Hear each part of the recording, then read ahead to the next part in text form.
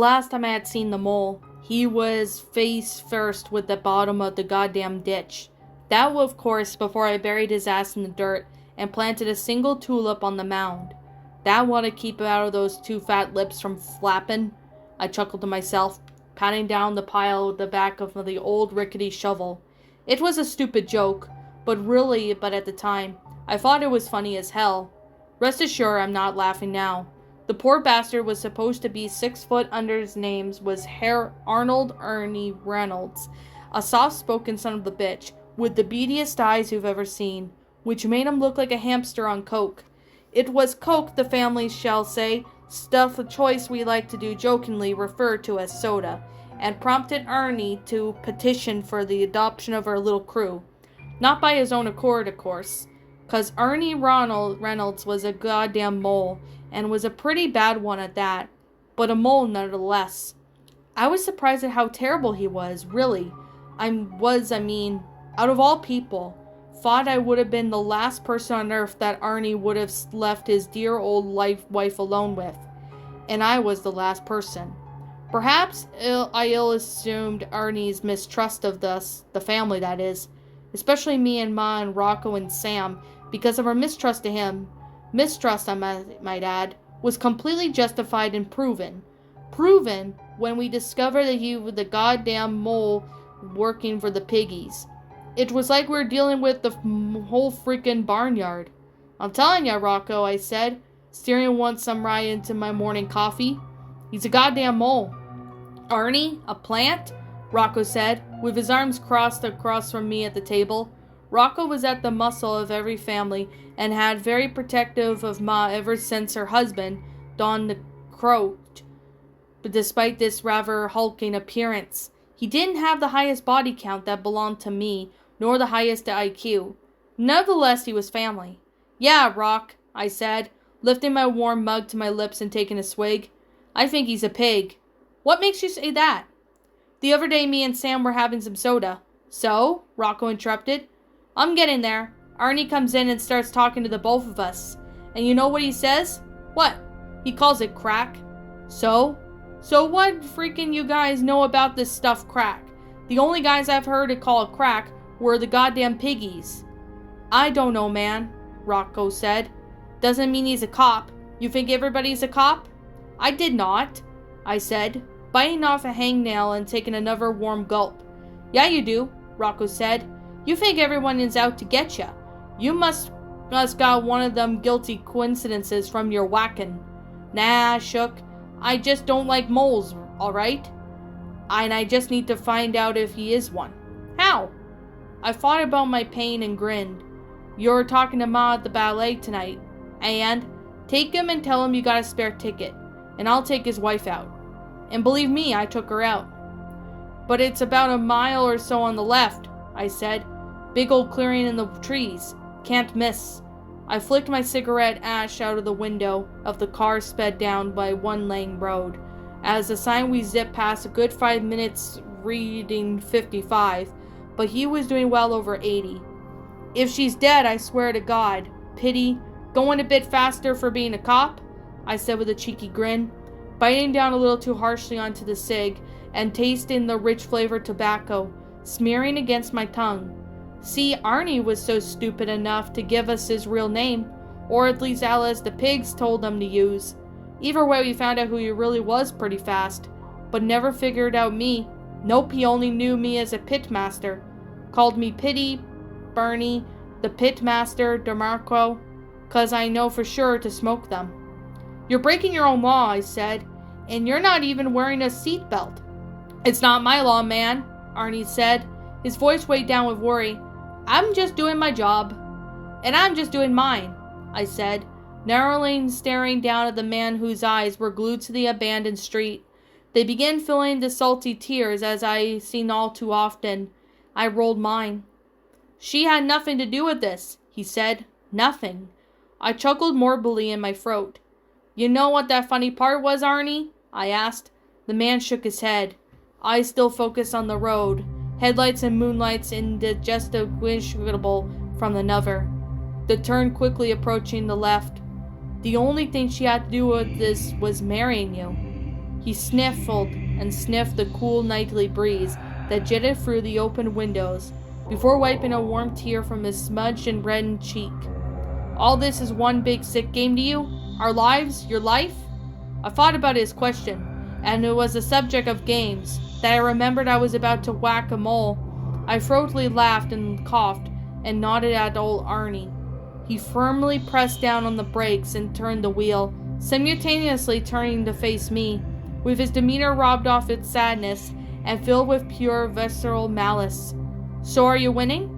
We pulled up to the dirt mound and Arnie leaped from the driver's seat, rushing to the trunk and grabbing, from within it, the old withered shovel that I had told him to bring along.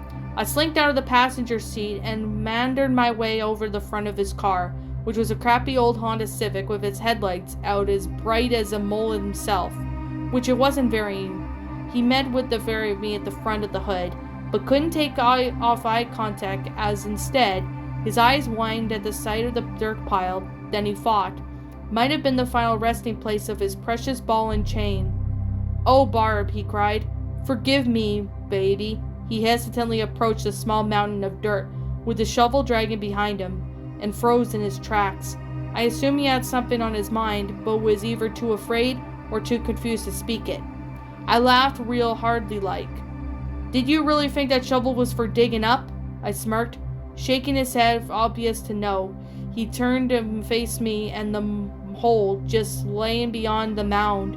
It was a deep, a good 7-10 feet, which was hell to dig, but the look on his face told me my efforts were worth the trouble. "Is she down there too?" he gasped, staring down at the void. "You know," I said, twisting the silencer onto my 9mm and raising the back of his head. "I don't think I'd tell you either way." Before he had time to turn around, I popped the son of the bitch, and his body flopped over in the pit with a loud yet delayed thud. It took a few steps and peered over the jagged edge as I watched blood ooze from his face, which was flat against the earth. Fitting end for the bastard as ugly as he was. For the next hour or so, I spent covering up the body. When it was said and done, I planted a little tulip and said my goodbyes, which meant I spat on the ground and turned for my new ride, although I was enthusiastic about. Thankfully, the Civic would wind up in a nearby creek within an hour later, and I never again have to see that miserable piece of shit. And I thought the same could be said for Arnie. It was 2 in the friggin' morning before I got tired, and coke will do you that. I had to swallow a couple of shots of Templeton rye just to rest my bloodshot eyes.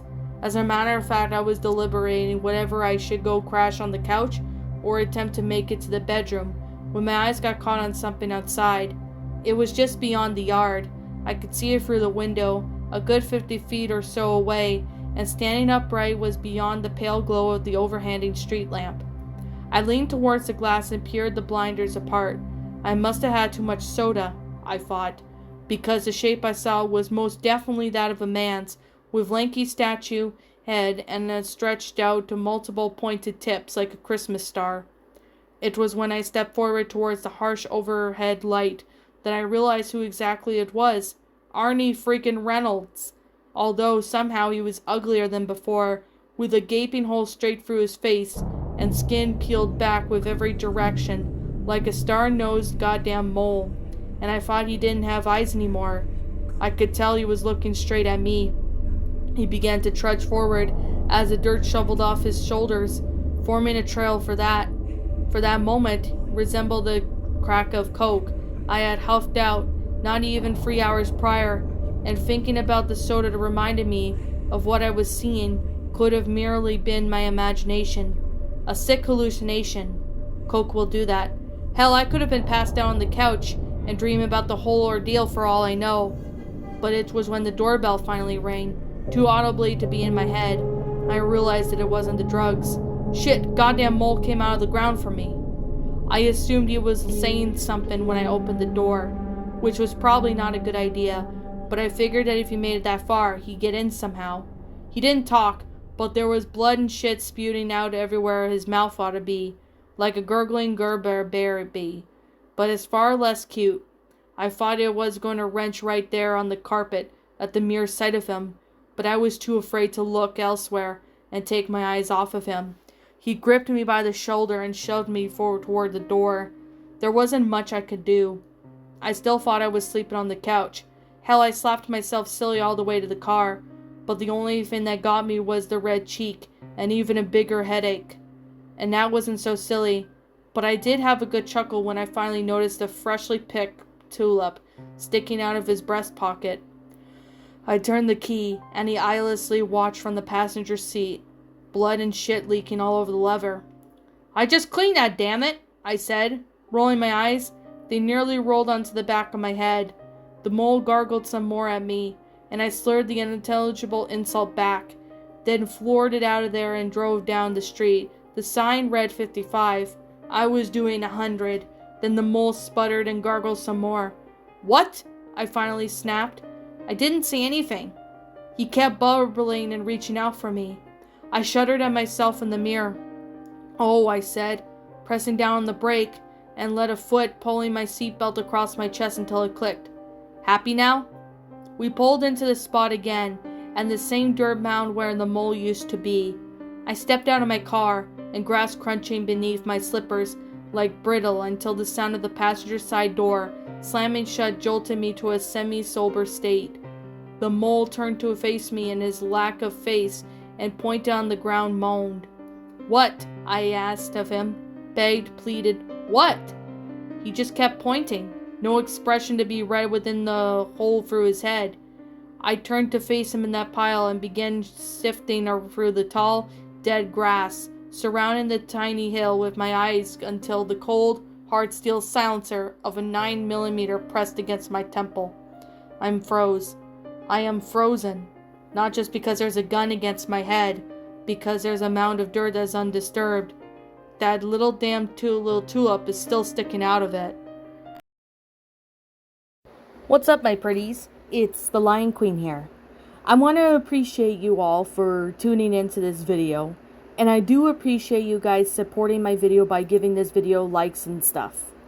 If you really enjoyed this video, be sure to leave a like, comment and subscribe if you're new, ring the bell for notifications to when I upload so that way you guys will get updated for whenever I upload.